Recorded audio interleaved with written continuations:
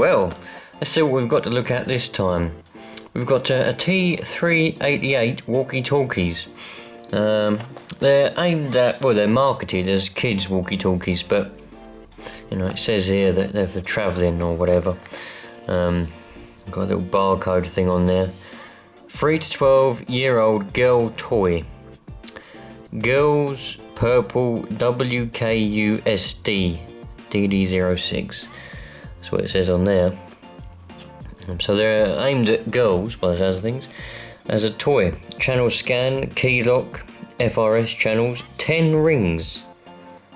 10 rings, eh? Features on the box. Look, you give it different colours as well, by the way. Blue, yellow, pink, black. The ones in here are supposed to be purple. We'll find out in a minute. Features are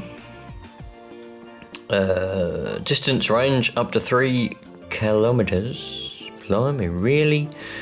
3 kilometers? Maybe if you was out and about in this, in like a town where you got interference and everything, I don't think you would do. 99 subcodes, Vox control, 10 selected call tone, volume selectable, electronic scan function, Roger beep on and off function, key tone on and off, key lock function, battery level indication, made in China. Of course it's made in China. And it's telling you there to put them straight in the bin because they're probably going to be no good. Anyway, yeah, so this is what we've got, and that's the same thing on there. So let's have a look in here then. What do we get in the box?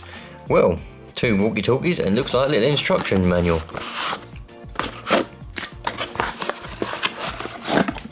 Lovely. Buttons feel as flimsy as you would expect. Little aerial, feels as flimsy as you would expect.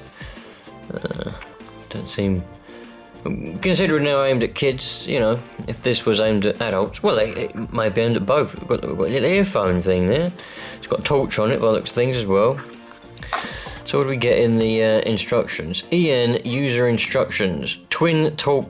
That's what they are, twin talker. Blimey. It's just basically telling you what to do. Oh look, it tells you the codes. There we go. Technical specifications. Channels 8, 20 and 22. Wonder what ones we got. I don't know what ones I've got. How many channels we get? I don't know yet. Subcode CTCSS99. Frequency is 400 to 470 megahertz. I thought they were going to be on a PMR. Well, they might be. 446. Around there somewhere probably, but wherever they are. Range up to 3 kilometers. Open field. There we go. It says open field. So only in an open field. It won't work if you're in a housing estate or something. You ain't going to get 3 kilometer range. You're probably lucky if you can get down into the road with all the interference these days from Wi-Fi routers and things and people's televisions. Battery 4 times AAAs. Transmission power 500 milliwatt ERP. And they spelt power wrong. They've missed out the R. Transmission power. Blimey. It's not as if they didn't have enough room because they've got duo charge adapter and it's longer than PAL.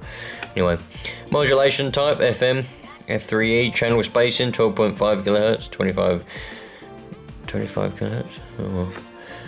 Output 7.5 volts, DC 350 milliamps. Oh well. I require 4 AAs in each one, so I've got 2 packs of 4 AAs, I mean.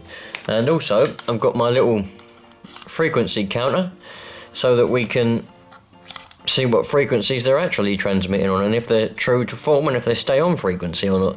So, bear with me while we have a bit of a jump cut while I install these batteries and then we'll see what happens. Alright, there we go then. They're both installed with brand new batteries. So you see that this is going to be a little test as well. Because sometimes when you get cheap electronics, you put batteries in them and they literally last like a minute and then they say they've run out. You know, I've had it happen before. I've gone out and bought a brand new packet of batteries. It was an alarm clock. I had an alarm clock and it was a battery powered alarm clock. So I went and bought a brand new packet of Duracell batteries, put it in there. 5 minutes later it was dead, no life. What's going on here then? And it was telling me the batteries were dead, but when you test the batteries, they're not dead. You put another new set of batteries in, it worked fine. Anyway, So here we go, let's turn that one on. Little blue light, look at that. That's on there. Channel 1, it's already on. Channel 1, look at that. There we go, the light goes out after a while. They're probably going to get a bit of feedback if I try and press the transmit button, the talk button there. You press this one to talk.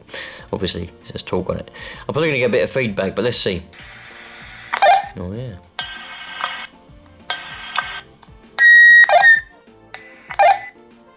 Hello, hello. Hello, hello. Well, they both work. Both microphones seem to work. Both speakers work. Let's see, can we ring each other?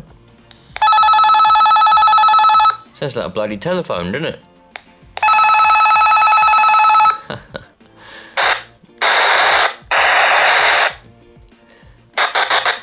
Press that if you want to see what else is out there. Lamp. There we go. We've got a lamp. Hello. Now let's see how many frequencies we've got. What does that one do? Alright, that turns the volume up and down.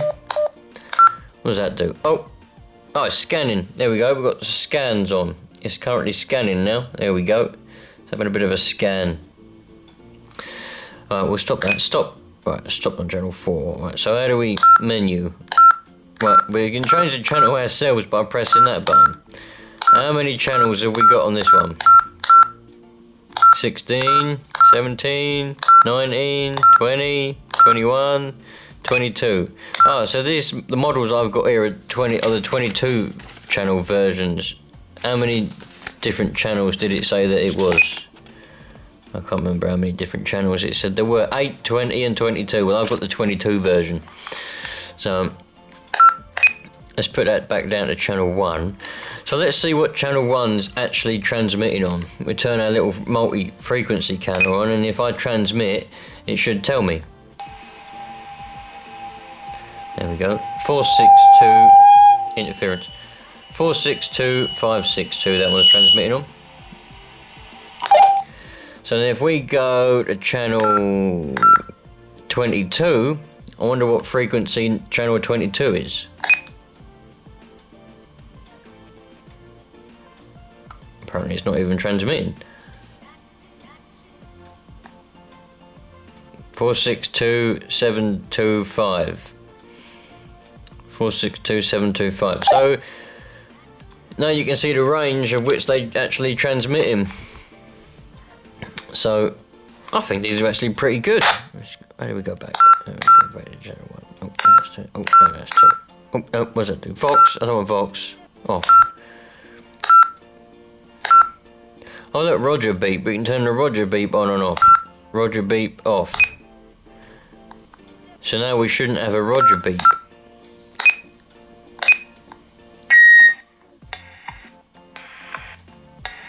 Yeah, we've got no Roger beep anymore. You can turn the Roger beep on and off. Right, so I think these are actually alright. I mean, they're fairly limited functions. But, you know, for the price you pay, about £7, I think they're alright. I'm going to put the link to these in the description. I think they're off Amazon. Pretty sure I got them off Amazon. So if you want just like, if you're an adult and you just want some cheap walkie-talkies just to talk locally, well I say locally, but you know, say one of you is in the loft or one of you is down the bottom of the garden, you've got a long garden or something, you'll be alright. These would be handy and dandy, probably work perfectly well. And for kids, you know, if you're a kid or you got kids that want walkie-talkies, these will work well. But if you're in a heavily populated area such as a town or village or something like that, people are going to have Wi-Fi routers, they're going to have televisions, they don't have very good, they make a lot of noise, these LED televisions, and the plasma ones particularly make a lot of noise. BT routers, infinity routers, the base units themselves make a lot of noise. So, you know, vacuum cleaners and things can make a lot of noise. It depends how well they're suppressed. So, it won't be working very well there. But as a product itself, these are sturdy, you know, I'd say these are sturdy, and you know, I'd be happy to give these to a kid and they wouldn't really break, you know, they could throw them around or whatever, but I think they'll probably be alright. The real test would be to give them to a kid and to find out. But they come in a nice little box like that, very nice. So I wouldn't say they were bad, and especially for the price, about £7. Any more than that, I'd say not good. But they seem to be alright, and they seem to function, and they actually do transmit, and they actually seem to stick to a frequency.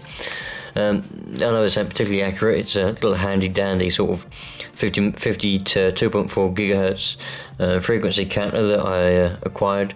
It's yeah, it's quite a nice device, and it's handy for this sort of thing. So I would recommend them if you want them for a kid. If you want to go hiking up and down a mountain or whatever, get some proper ones. Don't get little toy ones like these. Those are only toys. So thanks for watching, everyone. Take care. Have a brilliant day.